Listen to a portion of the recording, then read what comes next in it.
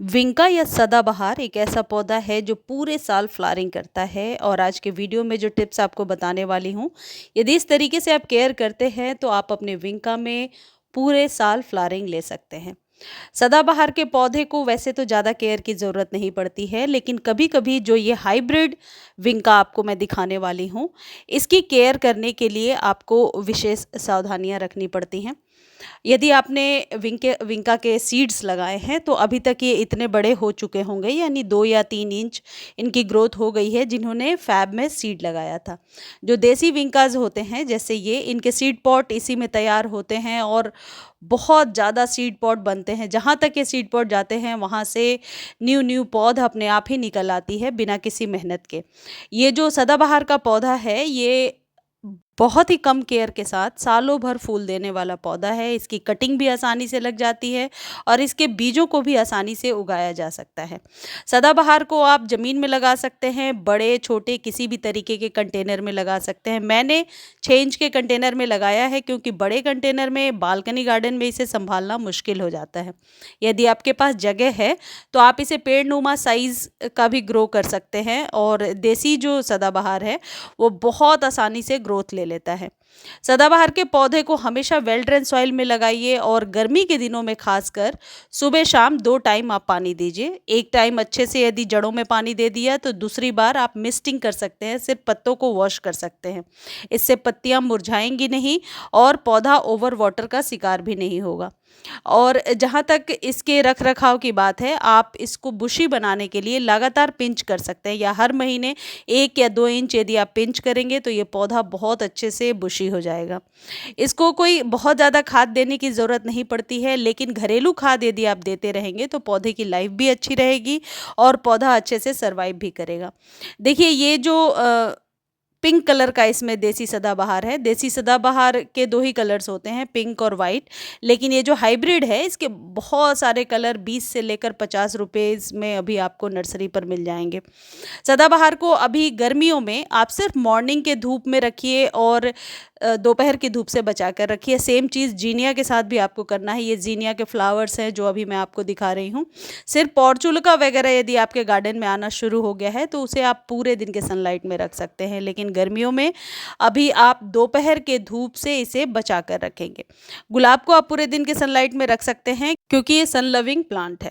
दूसरी चीज़ ये है कि बहुत ज़्यादा केयर करने के बाद भी आपके विंका में अभी तक फ्लावरिंग नहीं हो रही है तो विंका का जो गमला है उसको आप मल्च कर सकते हैं। मल्च यानी आपके ही गार्डन के जो लीव्स वगैरह हैं या नीम की पत्तियां हैं उनको ऊपर से बिछा दीजिए। इससे जड़ों को ताकत भी मिलती है और पौधा इससे गर्मियों में बिल्कुल भी खराब नहीं होगा और पौधे में नमी बनी रहेगी। जब बहुत ज़्यादा गर्मियाँ पड़ेंगी तो ये तरीका बहुत ही ज़्यादा काम करता है। अब यदि आपका पौधा बुशी नहीं हो रहा है, घना नहीं हो रहा है, तो घना बनाने का बस ये तरीका है। जैसे कि आप मेरे पौधे में देख रहे हैं, साइड से ये वाली ब्रांच निकली हुई है। इसको यदि मैं कट कर दूंगी तो वहाँ से 2-3 न्यू ब्रांच निकल करके आएगी और ये जो कटिंग है इसको आप मिट्टी में दबा दीजिए, ये अपने आप ही ग्रो हो जाएगा।